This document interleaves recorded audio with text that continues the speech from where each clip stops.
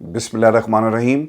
अस्सलाम वालेकुम, मैं हूँ इरफान हाशमी और आपको प्रोग्राम में खुश आमदीद कहता हूँ। तमाम तारीफ़ें उस रब्बुल इज़्ज़त के लिए जिसकी तरफ हम सब को लौट कर जाना है और जिसके हुजूर हम सब को एक दिन पेश किया जाएगा। व्यूअर्स, खबर ये है कि अडयाला जेल में एक गैर मामूली सूरत हाल का सामना खान साहब को करना पड़ रहा है। JSU हमला केस आपको याद होगा कि 15 फरवरी को 26 फरवरी तक मुलतवी किया गया और आज पता ही चलता है कि तोशा खाना 2 केस की जो समाअत आज 17 फरवरी को होना थी उसे भी 27 फरवरी तक मुलतवी कर दिया गया। यूँ आइंदा 10 दिन तक अडयाला जेल में कोई समाअत नहीं होगी और मामूल से हटकर तवील तारीख जो है वो दी गई है। इससे पहले कभी भी पाकिस्तान की इस अदालत और इस जेल के अंदर आपको ऐसी रिवायत नहीं मिलेगी। जब खान साहब को सज़ा देनी होती है ना तो केसेस को पहिए लग जाते हैं और रात दिन आप केसेस की समाअत करते हैं। लेकिन अब ऐसा क्या हुआ कि अडयाला जेल के दरवाजे पाकिस्तान तहरीक इंसाफ के लिए आपने बंद कर दिए। ना सहाफ़ी अंदर जाएंगे, ना इनके तर्जुमान अंदर जाएंगे, बल्कि इमरान खान को जेल में रखा जाएगा। लास्ट टाइम भी जो खबर इससे पहले भी अडयाला जेल से आई और इमरान खान ने खुद ये बताया कि उन्हें कैद तन्हाई में रखा गया, बिजली को कई घंटे तक बंद कर दिया गया, अखबारात तक आपकी रसाई नहीं थी। टेलीविज़न भी जो बुनियादी सहूलियात में से एक सहूलत आप हाई प्रोफाइल कैदी को देते हैं वो भी आपसे छीन लिया गया है ताकि इमरान खान को यही ना पता हो कि जेल में हो क्या रहा है। व्यूअर्स, इसकी जो सबसे बड़ी वजह बताई जाती है, एक तो इमरान खान का एतमाद और जिस तरह से वो अदालत पे आकर अपने वकला से मिलते हैं, बल्कि वकला को वो हौसला देते हुए नजर आए। बाज़ वकला ने कहा कि खान साहब बाहर तो बहुत बुरे हालात हैं, तो उन्होंने कहा कि यार परेशान ना हो, ये वक्त भी गुजर जाएगा। अगर वो वक्त नहीं रहा ना तो ये भी वक्त गुजर जाएगा। मुझे देखो, मैं जेल के अंदर हूँ और इमरान खान की जो एनर्जी लेवल है वो आपको जो लोग तसव्वुर करते थे ना कि जनाब वहाँ से कुछ छिपकली से डरेगा, वो छिपकली से भी डरता है और जो चीज़ इसे चाहिए ना वो वहाँ नहीं मिलती। और ये लोग आपको बयानिए बनाते हुए नजर आएंगे। ये बयानिए बनाने की जो मशीनें लगी हुई है, आज उन मशीनों से भी आवाज़ आ रही है कि इमरान खान ने जैसी जेल काटी है ऐसी जेल ना हाउस और शरीफ में किसी ने काटी और ना ही आपको जरदारी ख़ानदान में लोग ऐसी जेल काटते हुए नजर आएंगे, क्योंकि सहूलियात नहीं है। ये नहीं है कि उन्होंने इमरान खान से कम वक्त गुजारे, आसिफ अली जरदारी कई साल तक जेल में रहे, लेकिन सहूलियात आपको दी गई।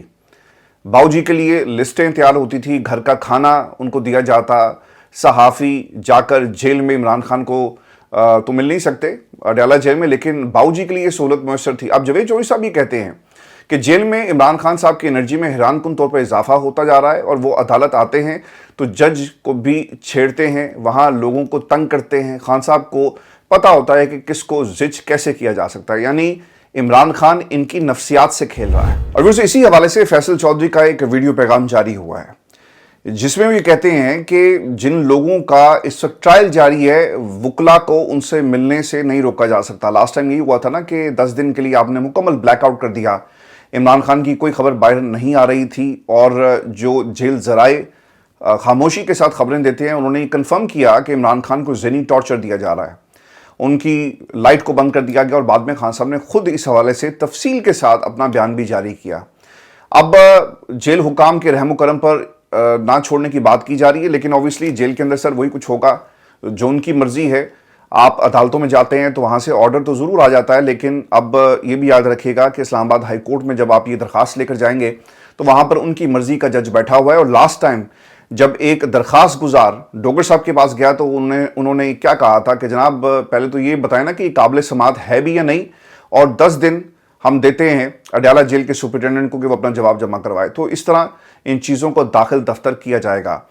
व्यूअर्स, एक चीज़ इसके अंदर और भी बड़ी इंपॉर्टेंट हुई है। अगर आप पाकिस्तान तहरीक इंसाफ में और सोशल मीडिया के ट्रेंड्स को देखें तो बताया ही जाता है कि कल से लेकर आज तक पाकिस्तान की इस्टेब्लिशमेंट पर जो तनकीद हो रही है, इसे बुनियाद बनाकर शायद ये पाबंदी लगाई गई। लेकिन अगर आप हुकूमत में लोगों से बात करें और वहाँ से जो उनकी गुफ्तगू से मुझे महसूस हुआ, वो ये कहते हैं कि क्योंकि पाकिस्तान में चैंपियंस ट्रॉफी हो रही है तो इस दौरान हम किसी किस्म का एडवेंचर नहीं चाहते, कोई खबर जेल से बाहर नहीं आएगी।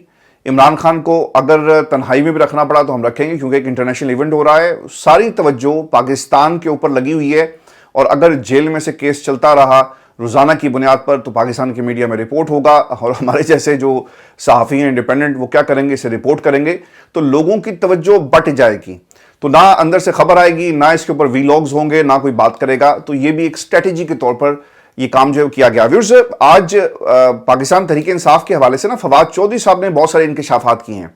میں نے پشاور کے اندر متعدد ذرائع سے بات کی اور شیخ وقاص اکرم صاحب کے حوالے سے جو سنگین الزامات لگائے گئے ہیں ان کا بھی ورژن ہم لینے کی کوشش کر رہے ہیں. لیکن ان الزامات میں فواد چودھری صاحب کیا کہہ رہے ہیں؟ وہ یہ کہتے ہیں کہ عمران خان کے مقدمات کو بغیر وکلا کو نوٹس ملتوی کر دیا گیا. پچھلی دفعہ ایسا ہوا کہ عمران خان کو بدترین حالات میں ڈیتھ سیل میں بند کیا گیا. ایسا ہی ہوا جو بعد میں انہوں نے اس کی کنفرمیشن خود کر دی.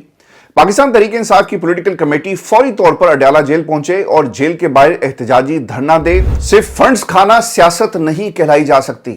تو پاکستان تحریک انصاف کو جی فوری طور پر دھرنا دینا چاہیے. تحریک انصاف کے جو مین قائدین ہیں اس وقت پریس کانفرنس کر رہے ہیں جب میں یہ پروگرام ریکارڈ کر رہا ہوں، اور اوبویسلی اس مدعے کو بھی اٹھایا گیا.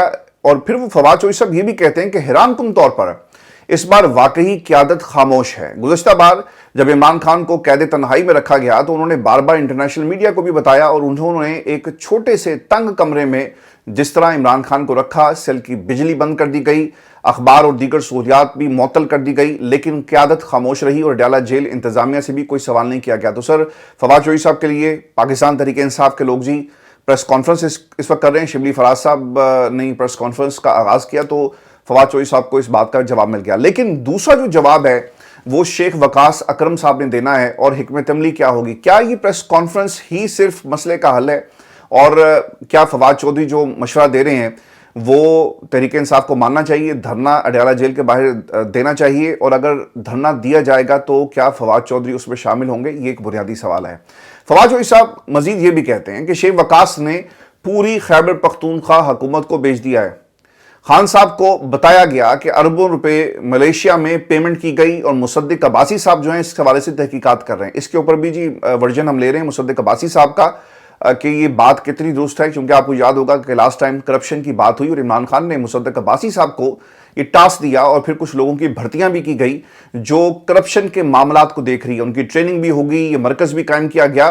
تو اس کے اندر دیکھنا یہ کہ شیخ وقاص اکرم جن کے بارے میں خان صاحب نے کچھ روز پہلے کہا تھا کہ یہ ایک بزدل آدمی ہے اور یہ کیا کر رہا ہے کے پی کے اندر، تو میں نے آج ویورز پتہ کروایا کہ کے پی کے اندر یہ کیا کر رہے ہیں. ویورز پشاور سے یہ خبر میں آپ کے ساتھ شیئر کر رہا ہوں کہ علی امین گنڈا پور کے ساتھ شیخ وقاص اکرم جو ہے کئی گھنٹے گزارتے ہیں، یعنی ان کی مختلف امور کے اوپر بات ہوتی ہے اور یہ پشاور میں ہی پائے جاتے ہیں. اب اوبویسلی خان صاحب نے اس کے اوپر جو سوال کیا کہ جا کر لاہور بیٹھیں، تو پتہ یہ بھی چلتا ہے کہ لاہور میں کیسے جائیں، وہاں پر تو کیسز ہیں، آپ کو اٹھا کر اندر کر لیا جائے گا. تو پاکستان تحریک انصاف کی جو میجورٹی قیادت ہے وہ آپ کو لاہور میں، پنجاب میں نظر نہیں آ رہی، بلکہ وہ آپ کو کے پی کے میں اندر نظر آئے گی. دیکھیں عالیہ حمزہ بھی تو لاہور میں ہی ہے نا، اور وہ بھی باہر نکل کر احتجاج کرتی ہیں. تو اس کو خان صاحب نے بنیاد بنا کر یہ بات کہی تھی کہ آپ ذرا چیک تو کریں، اور پھر ان کو بزدل کہا گیا. اب جو سب سے امپورٹنٹ چیز ہے کہ افغان مجاہدین کو اسلحہ سپلائی کرنے کے دھندے سے کوریئر کا آغاز کرنے والے شیخ وقاص اکرم نے پرویز مشرف، پرویز الہی، فریال تالپور اور حمزہ شہباز سے پیسے بٹورے، اور اب پاکستان تحریک انصاف کی فنڈنگ اور صوبائی بجٹ پر عیش کر رہا ہے. یہ کوٹ ان کوٹ یہ فواد چودھری صاحب کا ورژن ہے. ویورز ہم باقی لوگوں سے بھی ہم نے رابطہ کیا، بہت سارے لوگ تو اویلیبل ہی نہیں تھے اس کے اوپر کمنٹ کرنے کے حوالے سے، لیکن یہ ہمارا پلیٹ فارم اویلیبل ہے اور آپ اپنا جو موقف ہے وہ ضرور اس کے اوپر پیش کریں، کیونکہ یہ ون سائیڈ سٹوری نہیں ہے. یہ ایک شخص الزام لگا رہا ہے اور اگر وہ جھوٹا ہے اور اس کے پاس اس کے ثبوت نہیں ہے تو آپ پھر پکڑ کر اسے عدالت لے جائیں، لیکن یہ معاملہ ونس فار آل سیٹل ہونا چاہیے. دیکھیں یہ بھی ایک انٹرسٹنگ فیکٹ ہے کہ جب شیخ وقاص اکرم صاحب پاکستان تحریک انصاف میں آئے تو اس وقت یہ معاملہ کیوں نہیں اٹھایا گیا؟ اور جب آپ کی کسی سے بنتی نہیں ہے تو آپ ان کی جو بند فائلیں ہیں وہ نکال کر کھول کر لوگوں کو بتاتے ہیں کہ دیکھیں جی یہ فلاں سے پیسے لیتا رہا، ملیشیا میں پیمنٹ ہوئی. اور پاکستان تحریک انصاف خان صاحب نے جو حکم دیا ہے اب یہ انویسٹیگیشن ہوگی اس معاملے کی، اور پھر باقی جو معاملات ہیں اس میں یہ بھی دیکھنا ہوگا کہ اس وقت وہاں پر کون سا دھندا جو ہے وہ جاری ہے اور کس منسٹری میں کتنی کرپشن ہو رہی ہے. اس کے اوپر بھی تحقیقات اب مصدق عباسی صاحب جو ہیں وہ کرنے جا رہے ہیں. اب سلمان اکرم راجہ صاحب کے حوالے سے جی ایک انٹرویو جس کے اوپر فواد چودھری صاحب نے ریئیکشن دیا، یہ سوال آپ لوگوں کا بھی تھا اور بہت سارے لوگوں نے سلمان اکرم راجہ کے کردار کے اوپر سوال اٹھایا اس بنیاد پر کہ جناب ایک ایسا وکیل جو ساری عمر ہاؤس آف شریف کے ساتھ رہا ایک دم سے پاکستان تحریک انصاف میں آتا ہے، آپ کو وہ کسی احتجاج اور کسی دھرنے میں نظر نہیں آئے گا. میں نے لاہور میں نا راجہ صاحب کے بہت سارے جو چیمبر کے پرانے دوست ہیں ان سے بات کی، جو ہمارا جو وکلا کی جو میں جب بیٹ کرتا تھا عدالتی، تو ہمارے جو سورسز ہیں ان سے میری کافی دیر بات ہوئی. تو سر جب لاہور میں احتجاج تھا نا تو شیخ صاحب کو کوئی نظر نہیں آئے، یہ سلمان اکرم راجہ صاحب. اس کی وجہ یہ بتائی جاتی ہے کہ اوبیسلی انہوں نے کبھی نعرے تو نہیں لگائے نا سڑکوں پر آ کر. وکلا تحریک کے اندر کتنے ہی ایکٹیو تھے، اور پھر جو سیاست ہے، سڑک کی جو سیاست ہے، جو اسٹریٹ پاور ہے، وہ کیا ان کے نعروں کے اوپر پاکستان کی عوام باہر نکلے گی؟ چونکہ آپ کنیکٹ کرتے ہیں نا پاکستان کی عوام سے، جسے پاکستان میں طاقتور ہلکے کچھ نہیں سمجھتے. اور یہ جو کنیکشن ہے عوام کے ساتھ کہ آپ کے ایک اشارے پر لوگ باہر نکلیں. عمران خان جیل سے بیٹھ کر صرف پیغام دیتا ہے کہ لوگوں باہر نکلو، اور پاکستان کی عوام باہر آ جاتی ہے. تو یہ کنیکشن ہے. تو شیخ وقاص اکرم کا آپ کو یہ کنیکشن جو ہے وہ مسنگ نظر آئے گا. اب یہ فواد چودھری صاحب ان کے حوالے سے یہ بھی کہتے ہیں کہ جب آپ پارٹی کو بھی خوش رکھنا چاہیں مگر ججوں سے بھی بنا کر رکھنا چاہیں اور یہ خواہش ہو، تو ایسے میں ایک کنفیوز لیڈرشپ سامنے آتی ہے. آپ ایک وکیل بھی تو ہے نا، عدالتیں جہاں پہ آپ نے روز پیش ہونا ہے، آپ کے چیمبر کے کیسز ہیں. کوئی جج آپ کے کیس کے اندر کیا آپ کے جو کلائنٹ ہے اس کو ریلیف دے گا کہ یار یہ میرے خلاف بہت زیادہ باتیں کرتا ہے، اس نے 26ویں آئینی ترمیم کو چیلنج کیا، یہ 26ویں آئینی ترمیم کے اوپر عدالت میں آ کر میرے خلاف جو ہے وہ بیانات بھی دیتا ہے، باہر بھی دیتا ہے، ٹیلی ویژن پر بیٹھ کر بھی یہ بات کرتا ہے، تو میں اس کو کیسے ریلیف دوں؟ سر بہت سارے ایسے وکلا آپ کو لاہور ہائی کورٹ کے نظر آئیں گے جو ٹی وی پر بیٹھ کر جب بات کرتے ہیں تو ان کے کیسز اسلام آباد ہائی کورٹ کے اندر باقی عدالتوں میں نہیں لگتے. اور عامر فاروق صاحب نے یہ کام کیا. اب جو نقطہ آپ لوگوں کا ہے، یہ آپ لوگوں کا سوال تھا، اور اس کی ترجمانی ایک طرح سے فواد چودھری صاحب نے بھی کی، اور وہ یہ کہتے ہیں کہ فراڈ کا اندازہ لگائیں کہ تحریک انصاف میں سیکرٹری جنرل الیکٹڈ پوسٹ ہے، لیکن سلمان راجہ خود کو سیکرٹری جنرل کے کہہ کر فنڈز لے رہا ہے. اس کارپوریٹ فنڈز فراڈیے نے نواز شریف سے کروڑوں روپے فیس لی، اور پاناما سے لے کر حدیبیہ تک ہر گندے کام میں یہ ان کا معاون اور پارٹنر رہا، اور اب تحریک چلا رہا ہے. فنڈنگ کا حساب دینا اس لیے بھی ضروری ہے کہ پاکستان تحریک انصاف کے میڈیا ڈپارٹمنٹ کو 4 ماہ سے تنخواہ نہیں مل رہی. صفائی کرنے والے عملے کو فارغ کر دیا گیا، لیکن دوسری طرف رؤوف حسن جیسے لوگوں کی تنخواہوں میں اضافہ کر دیا گیا ہے. تحریک انصاف نے ایک ایسے شخص کو سیکرٹری جنرل لگایا جس کا پیشہ ہی منی لانڈرنگ کو قانونی جواز فراہم کرنا ہے. دیکھیں وہ جو کیسز تھے اس میں دلیل تو دے رہے تھے نا کہ نہیں میرا موکل ایسا نہیں ہے، ان کے خلاف جو ثبوت ہیں وہ جھوٹ کا پلندہ ہے. سر کیا وکیل کہہ رہا ہوگا جب آپ کسی کی طرف سے پیش ہوں گے؟ پاناما سے لے کر ہر چوری میں شریف خاندان کا قانونی معاون اور مددگار رہا. اب کہا جا رہا ہے کہ وہ جمہوریت اور منی لانڈرنگ کے خلاف ہراول دستہ ہوگا. ایسے مذاق کو ہمیشہ کے لیے بند ہونا چاہیے. سر باتیں تو بڑی کڑوی ہیں، لیکن اس کے اندر آپ کو ایک حقیقت بھی نظر آئے گی. میں بالکل یہ سمجھتا ہوں کہ آپ فواد چودھری صاحب کو پسند نہیں کرتے، اور اس کی بڑی زبردست ریزن ہے کہ جب پاکستان تحریک انصاف کو ان کی ضرورت تھی تو یہ چلے گئے. یہ پاکستان تحریک انصاف کی کور کمیٹی، پولیٹیکل کمیٹی، سب لوگ آپ کو ان کے خلاف نظر آئیں گے. لیکن جہاں تک جو ان کی ریزرویشنز ہیں، اب وہ جو تنقید کر رہے ہیں، میں چاہوں گا کہ اس پر آپ اپنا ورژن ضرور رکھیے گا، چونکہ سلمان اکرم راجہ کے حوالے سے ہمارے اس پلیٹ فارم کے اوپر درجنوں کے حساب سے آپ کو کمنٹس ملیں گے جس میں لوگوں نے جب لاہور میں احتجاج کی کال تھی لوگ نہیں نکلے، اور باقاعدہ طور پر سلمان اکرم راجہ، لطیف کھوسا اور باقی جتنی قیادت ہے جو روپوش تھی باقی، ان کے بارے میں یہ سوال جو ہے وہ ضرور اٹھایا گیا. شوکت یوسف زئی صاحب کا جی ایک انٹرویو ہے، اور انہوں نے شیخ افضل مروت کے خلاف ڈسپلنری ایکشن کے حوالے سے کچھ باتیں کی ہیں. انہوں نے کہا جی کہ پارٹی سے اوپر کوئی بھی آپ کو نظر نہیں آئے گا. شیخ افضل مروت صاحب کو کہا گیا کہ آپ خاموش رہیں، لیکن اگر کوئی یہ کہے کہ وہ کرپٹ ہے اور کرپشن میں ملوث ہے تو میں اس بات کو تسلیم نہیں کرتا. میں نے شیخ افضل مروت کو کہا کہ تھوڑا خاموش ہو جاؤ، ڈسپلنری ایکشن کوئی اتنا بڑا ایشو نہیں ہے، یہ حل ہو جائے گا، لیکن یہ بہت مشکل ہے کیونکہ شیخ افضل مروت خاموش رہنے والے نہیں ہیں. اور یہ بات ٹھیک ہے کہ سلمان اکرم راجہ سیاسی بندے نہیں ہیں، وہ ایک بہت اچھے وکیل، لیکن انہیں عمران خان کا اعتماد حاصل ہے، اور ہمارے لیے عمران خان سے زیادہ اہم کوئی نہیں. میرا خیال ہے کہ یہاں شیخ افضل مروت کو تھوڑا ہاتھ ہلکا رکھنا چاہیے، اور اگر آپ ان کے ساتھ اختلافات ہیں تو وہ کسی اور پلیٹ فارم پر انہیں حل کیا جا سکتا ہے. تو سر پاکستان تحریک انصاف کے لیے اپنے اختلافات چاہے وہ فواد چودھری کے ساتھ ہیں یا باقی کسی اور کے ساتھ ہیں، ان کو ختم کرنا چاہیے. اور شیخ افضل مروت اور باقی لوگ جو ہیں وہ عمران خان کی رہائی کے لیے آپ کیا کر سکتے ہو، آپ کو یہ سوچنا ہے. اگر یہ کہا جائے کہ شیخ وقاص اکرم جو ہے وہ کمیشن لیتا رہا تو آج آپ کو کیوں یاد آیا؟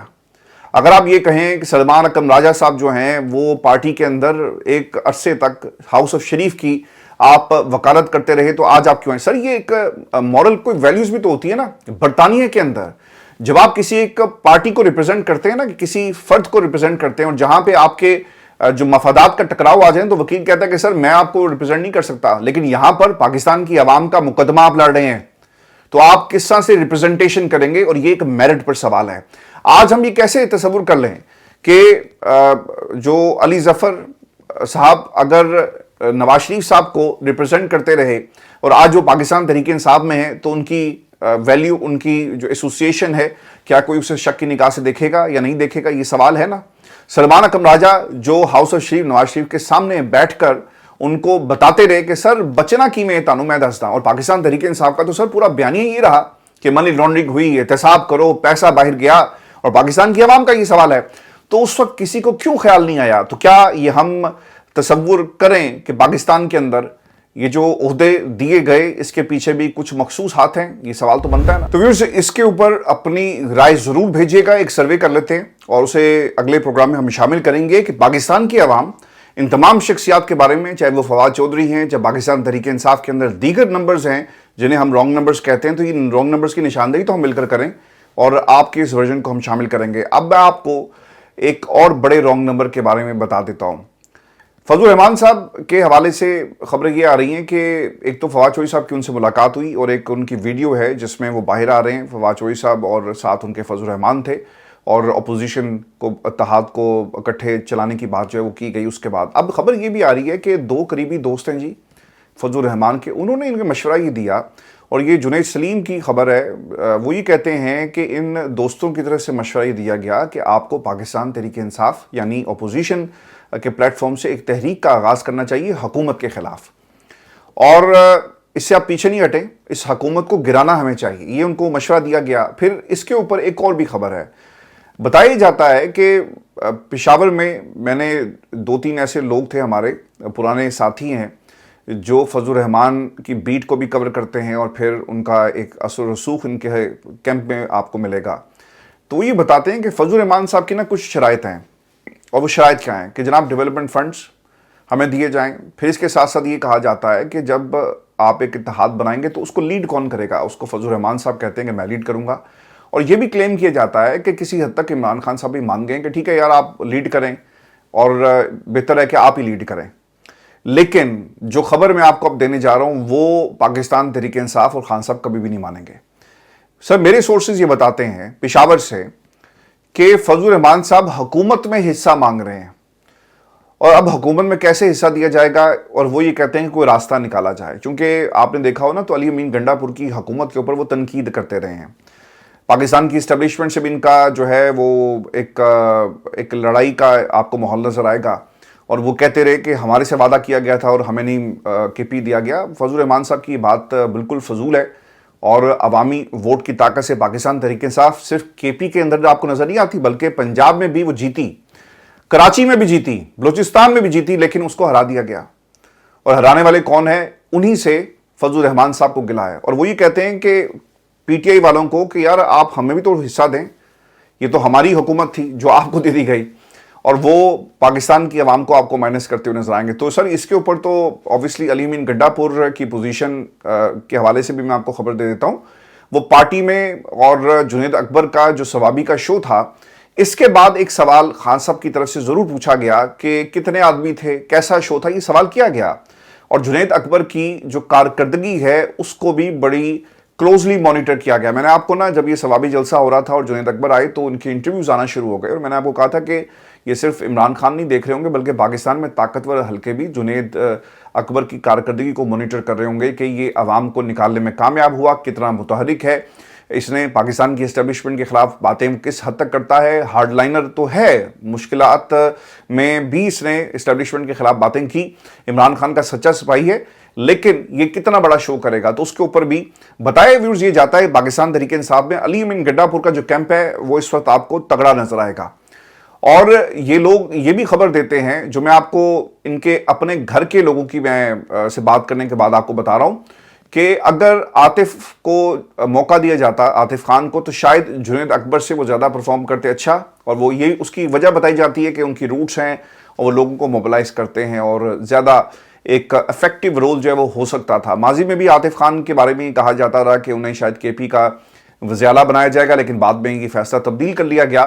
تو Atif Khan was a right choice, لیکن پارٹی کے اندر اب ان کی کارکردگی کو دیکھا جائے گا. یاد رکھیے گا آنے والے کچھ مہینوں میں, کچھ دنوں میں اور رمضان کے بعد جس کی کارکردگی پارٹی کے لیول پر ٹھیک نہیں ہوگی اسے پارٹی سے مائنس کر دیا جائے گا. یہ جو خان صاحب نے مشن یا یہ آپریشن کلین اپ جس کا آغاز کر دیا نا, ایک تو ان لوگوں کو پارٹی سے فارغ کر رہے ہیں جنہوں نے 26 یعنی ترمیم کو ووٹ دیا, وہ بھی فارغ. جو احتجاج کے لیے نکلے نہیں ان کی ایک رپورٹ بنا کر دی جائے گی اور پوچھا جائے گا, ریپریمانڈ کیا جائے گا, اور اگر لوگوں کو باہر نہیں لے کر نکلتے نیکسٹ ٹائم تو وہ بھی فارغ. اور پھر اب یہ سلسلہ رکے گا نہیں کسی ایک شخصیت کو لے کر, سب کا احتساب عمران خان نے خود جو ہے وہ شروع کر لیا, اور یہ جو ڈنڈا اٹھایا ہوا ہے اس سے اب کوئی بچ نہیں پائے گا. میں آپ کو سپریم کورٹ پاکستان کے حوالے سے بھی خبر دے دوں, بڑی تبدیلیاں کی گئی ہیں سپریم کورٹ پاکستان میں, اور بہت ساری کمیٹیز کے اندر نئے آنے والی ججز کو بٹھا دیا گیا ہے. انسداد دہشت گردی عدالت کی جو نگران جو ججز مقرر کیے گئے سپریم کورٹ پاکستان سے, اس میں جی جسٹس ملک شہزاد صاحب لاہور سے چیف جسٹس تھے لاہور کے, پھر سپریم کورٹ چلے گئے.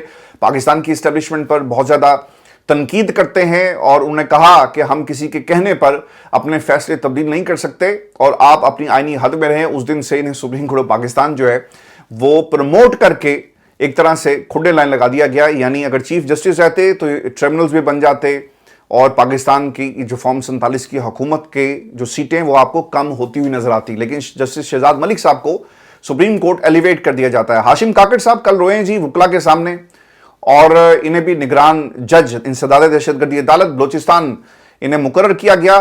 پھر جسٹس علاؤ الدین پنہور سندھ سے آئے, ان کو بھی مقرر کر دیا گیا. اور justice Amir Farooq the great, اور گریٹنس ان کی عمران خان کے خلاف محاذ کریٹ کرنے کی ہے, اور ان کی اس گریٹنس کے آپ کو پاکستان کی اسٹیبلشمنٹ اور حکومت جو ہے بہت زیادہ آپ کو خوش نظر آئیں گے. ویورز, اگر ان کا نمبر آنے والے کل میں یہ بھی بتایا جا رہا ہے کہ اگر جو اچھی پرفارمنس دے گا نا, اور جو مریم اور بلاول اس وقت کام کرے نا کہ عمران خان پر تنقید کرو, عمران خان کو برا بھلا کہو, پاکستان کے نوجوانوں کو مخاطب کر کے کہو کہ ان کو بگاڑنے والے بھی عمران خان ہے, تو وہ یہ سمجھتے ہیں کہ شاید اس بیانی کی وجہ سے انہیں حکومت مل سکتی ہے اور وہ پاکستان کی اسٹیبلشمنٹ کا آنکھ کا تارا بن سکتے ہیں.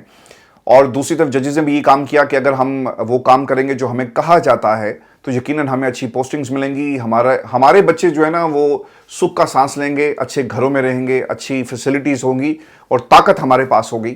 تو پاکستان کی عوام کے بچوں کا یہ نہیں سوچتے, سیاستدان اپنے بچوں کا سوچ رہے ہیں, اور وہ بچے کیا کر رہے ہیں, انہوں نے پاکستان کو ایک کھلونا بنا کر اس سے کھیل رہے ہیں. اور دوسری طرف ججز عامر فاروق صاحب بھی آپ کو ایک طرح سے بینیفیشری نظر آتے ہیں اس نظام کے اندر, اور ان کو بھی دہشت گردی عدالتوں کا نگران جج مقرر کر دیا گیا ہے. اس کے ساتھ ساتھ جی سپریم کورٹ عملے کے یونیفارم کی کوالٹی چیک کرنے کے لیے جو قائم کمیٹی تھی اسے تحلیل کر دیا گیا ہے, اور کوالٹی اگر چیک ہونی چاہیے نا تو اس ملک میں ان عدالتوں سے آنے والے فیصلوں کی ہونی چاہیے.